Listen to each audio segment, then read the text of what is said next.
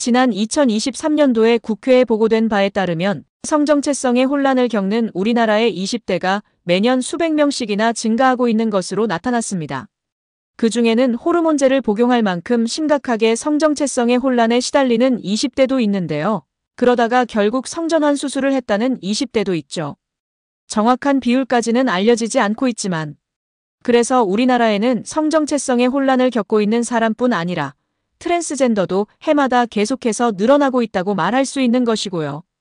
그런데 성정체성 혼란은 원래 성적인 자신, 즉 남자인 자신이나 여자인 자신에게 아직 익숙하지 못한 어린 시절에 누구나 겪을 수 있는 아주 흔한 성적인 혼란 중 한 가지입니다.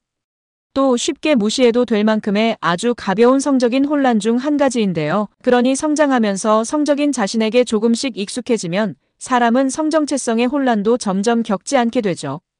이런 까닭에 사람이 성정체성의 혼란을 겪는다는 것 자체가 걱정거리라고는 말할 수 없고요. 하지만 이유가 무엇이든 상관없이 계속해서 성적인 자신에게 익숙해지지 못하면 사람은 매우 오랫동안 성정체성의 혼란에 시달릴 수도 있습니다.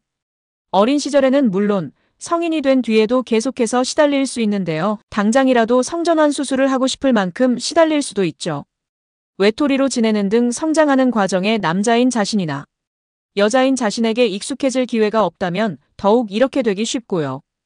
따라서 성정체성의 혼란을 겪는 20대가 매년 수백 명씩 증가하고 있다는 통계는 가장 먼저 20대가 되도록 성적인 자신에게 익숙해지지 못한 사람이 매년 그만큼 늘어나고 있다는 뜻으로 이해할 수 있습니다. 그리고 성적인 자신에게 익숙해지기 매우 어려운 환경에서 성장한 20대가 해마다 그만큼씩 늘어나고 있다는 뜻으로도 이해할 수 있는데요. 혹은 20대가 될 때까지 성적인 자신에게 익숙해질 기회가 없었던 사람이 매년 그만큼씩 늘어나고 있다는 뜻으로도 이해할 수 있죠. 심지어 20대가 되도록 성적인 자신에게 익숙해지기 매우 어려운 환경에서 성장한 데다 성적인 자신에게 익숙해질 기회도 없었던 사람이 해마다 그만큼씩 늘어나고 있다는 뜻으로도 이해할 수 있고요.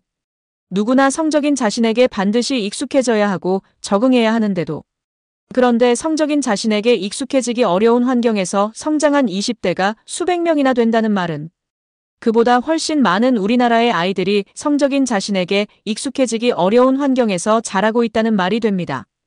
왜냐하면 성정체성의 혼란을 겪는 아이 중 일부만 매우 오랫동안 똑같은 증상에 시달리기 때문인데요.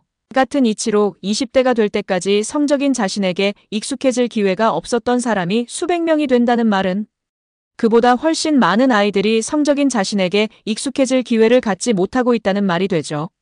성적인 자신에게는 어려서부터 반드시 익숙해져야 하고 적응해야 하는데도 그러니 이제부터라도 적극적으로 이런 아이들에 대한 대책을 마련하지 않는다면 앞으로도 우리나라에는 성정체성의 혼란에 시달리는 20대가 계속해서 늘어나게 될 것이고요. 물론 성정체성의 혼란에 시달리는 사람이 늘어나는 것은 우리나라만의 이야기는 결코 아닙니다. 성정체성의 혼란에 시달리는 사람들의 지표가 되는 트랜스젠더는 지역과 나라를 가리지 않고 계속해서 늘어나는데요. 그래서 성정체성의 혼란에 시달리는 사람이 늘어나는 것은 전 세계적인 추세라고 말할 수 있죠. 이런 까닭에 성정체성 혼란이 우리나라만의 걱정거리라고 말할 수도 없고요. 하지만 전 세계적으로 트랜스젠더가 늘어난다는 말은 곧 어느 나라에서나 수많은 아이가 성적인 자신에게 익숙해지기 매우 어려운 환경에서 성장하고 있다는 말이 됩니다. 혹은 어느 나라에서나 수많은 아이가 성적인 자신에게 익숙해질 기회를 충분히 갖지 못한 채 자라고 있다는 말이 되는데요. 두 가지의 경우에 모두 해당할 수도 있죠. 이런 형편이라면 성정체성의 혼란에 시달리는 사람은 우리나라에서뿐 아니라 전 세계적으로도 계속해서 늘어날 것이고요.